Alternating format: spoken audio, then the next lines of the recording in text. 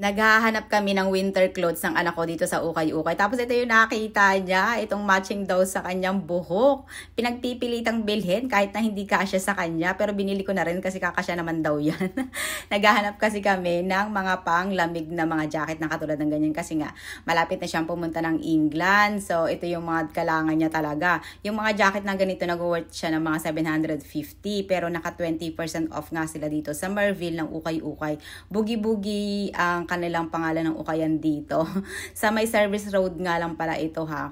Tapos, ito rin nakita ko yung kulay white. Ang cute din kasi may hoodie siya. O diba, hindi na talaga, panglamig talaga siya. Sinukat ko nga. Kasyang-kasya sa akin, pero sa anak ko nga, hindi kasya. Maliit daw yung sleeve. Tingin din pala ako ng para sa akin, yung mga dress dito ng mga branded me. Ang gaganda. Kaya lang medyo may pagka-pricey, pero naka 20% nga sila. Tapos, ito bet na bet ko.